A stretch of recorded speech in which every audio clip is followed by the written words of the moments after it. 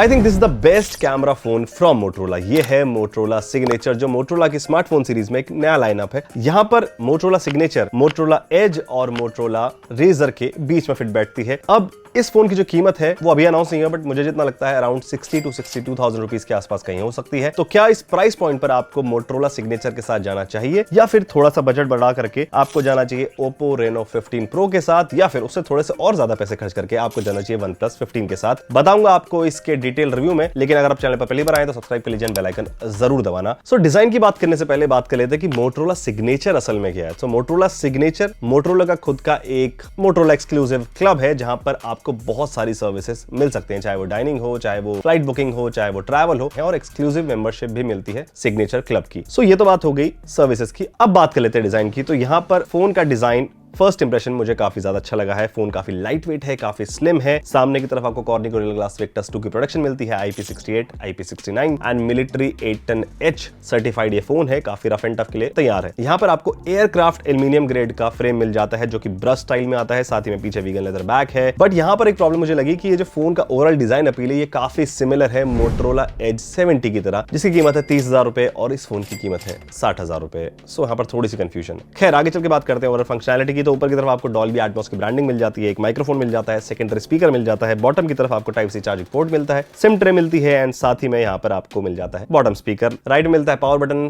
Volume rocker. Left में आपको AI button मिल जाता है, एंड पीछे की तरफ माइक्रोफोन मिलता है, कैमरा हाउसिंग मिलती है जो कि मेटल की है, और यहाँ पर आपको ओवरऑल 3 माइक्रोफोन्स मिल जाते हैं। और सामने की तरफ आपको अल्ट्रासोनिक फिंगरप्रिंट सेंसर मिल जाता है। जिन लोगों को नहीं पता है, इसको आप फ्लैगशिप लेवल का फिंगरप्रिंट सेंसर बोल सकते हो। फोन में आपको कर्व्ड एजेस मिल जाते हैं, एंड मेरे पास जो कलर ऑप्शन है ये है मार्टिनी ऑलिव। एक और कलर ऑप्शन में अवेलेबल है। और यहाँ पर अगर बात करें दूसरे दोनों फोन्स की, तो यहाँ पर मेरे पास जो ओप्पो रेनो 15 प्रो है और जो OnePlus 15 है, इनमें से अगर मुझे किसी एक फोन को पिक करना हो तो मुझे OnePlus 15 का डिजाइन ज्यादा बेटर लगता है अगर कंपेयर करता हूं बाकी फोन से। खैर आगे चल के बात करते हैं डिस्प्ले की। तो मोटरोला सिग्नेचर में आपको मिलती है 6.78 इंचेस की एक AMOLED डिस्प्ले। यहाँ पर आपको 165 हर्ट्ज का रिफ्रेश रेट मिलता है। ये एक LTPO पैनल है। 6200 निट्स की जो पीक ब्राइटनेस है ब्रांड क्लेम करती है। और यहाँ पर आपको डॉल्बी विजन HDR10+ का सपोर्ट भी मिल जाता है। और क्योंकि आपको बहुत ही मिनिमल बेजल मिलते हैं, मतलब कि ना के बराबर बेजल है, जिसकी वजह से सामने से फोन काफी अच्छा दिखता है। अगर कंटेंट की बात करें तो मैं इस पर काफी ज्यादा कंटेंट देखा है, लेकिन यहाँ पर आपको HDR सर्टिफिकेशन नहीं मिलता है नेटफ्लिक्स पर। लेकिन एक खास चीज जो मुझे लगी, एक स्लिम फॉर्म फैक्टर होने के बावजूद भी जो स्पीकर सेटअप है वो काफी अच्छा है। यहाँ पर आपको बोस की कोलैबोरेशन मिल जाती है, डॉल्बी एटमॉस भी यहाँ पर आपके पास अवेलेबल है। और मैं एक चीज बोलना चाहूंगा, जो इसका स्पीकर सेटअप है ना, वो मुझे ओप्पो रेनो 15 प्रो,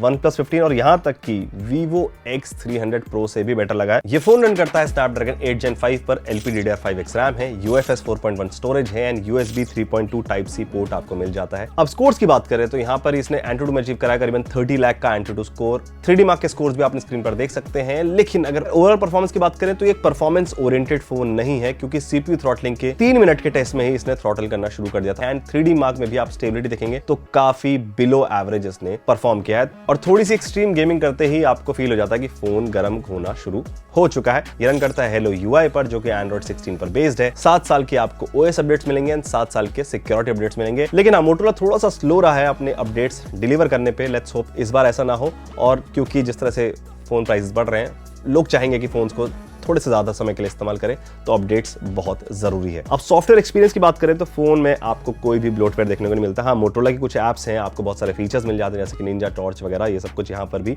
अवेलेबल है। और फोन काफी neat and clean experience offer करता है। यहाँ पर आपको AI की मिल जाती है ऑन द लेफ्ट साइड, और मोटोरोला AI के फीचर्स आप एक्सेस कर सकते हैं, जहाँ पर मोटोरोला का स्टूडियो है, जहाँ पर आप इमेजेस क्रिएट कर सकते हैं अलग अलग स्टाइल में।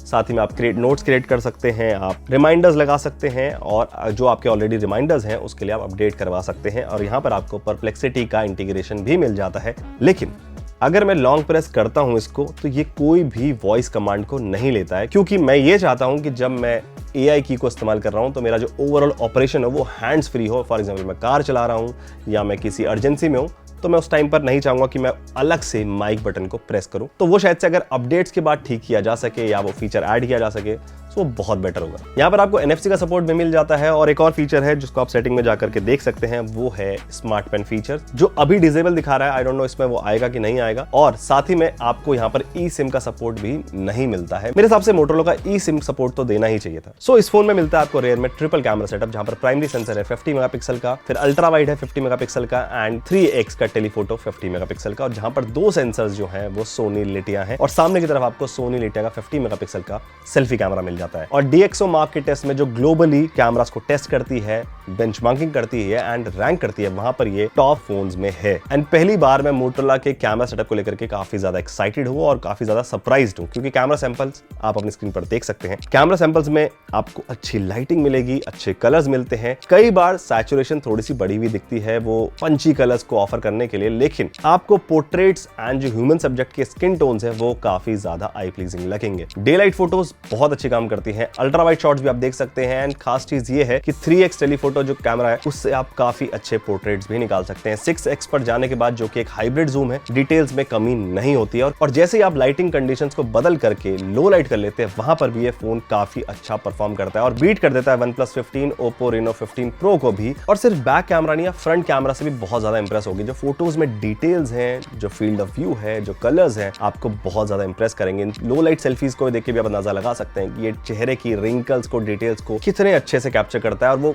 जबरदस्ती का कॉन्ट्रास्ट आपको फोटोज में नहीं दिखता है। फोटोज काफी नेचुरल लगती हैं एंड सोशल मीडिया रेडी लगती हैं। सो ऑनेस्टली मैं तो इमेज आउटपुट से काफी ज्यादा इंप्रेस हुआ हूं। बात करते हैं वीडियोस की। सो इस फोन के बैक कैमरा से आप max 8K 30 FPS video shoot कर सकते हैं, Dolby vision and 4K 60 FPS सभी कैमरा से शूट कर सकते हैं, वो भी Dolby vision and among the lenses switch भी कर सकते हैं। लेकिन मैंने एक चीज नोटिस करी, जब आप कैमरास में स्विच करते हैं ड्यूरिंग रिकॉर्डिंग, तो उसमें आपको वो स्मूथ ट्रांजिशन नहीं देखने को मिलता है जो मुझे काफी अच्छा पसंद आया था with the Oppo Reno 15 Pro। वहां पर आपको जर्क देखने को मिलता है, मेरे हिसाब से वो थोड़ा सा और स्टेबलाइज होना चाहिए था। और एक और चीज जहां पर फाइन ट्यूनिंग की जरूरत है वो है, कई बार फोटोज ब्लर आती हैं जब आप कोई भी सब्जेक्ट कैप्चर करते हैं, तो वहां पर आपको चाहे पोर्ट्रेट मोड हो चाहे फोटो मोड है, आपको उनमें वो डिटेल्स की और शार्पनेस की कमी फील होती है, जो मेरे हिसाब से अपडेट्स के साथ ठीक हो सकती है। इस फोन में आती है 5200 mAh की बैटरी, जो ऑनेस्टली 2026 में अब काफी कम फील होती है, क्योंकि जो बाकी फोन्स हैं वो 6500 से 7500 mAh के आसपास लॉन्च हो रहे हैं और कुछ फोन्स तो अब 10,000 mAh के साथ भी आ रहे हैं। तो वहां पर आपको 5200 mAh डेफिनेटली कम फील होगा, बट क्योंकि ये बहुत ही स्लिम फोन है तो इस फैक्ट को मैं एक्सेप्ट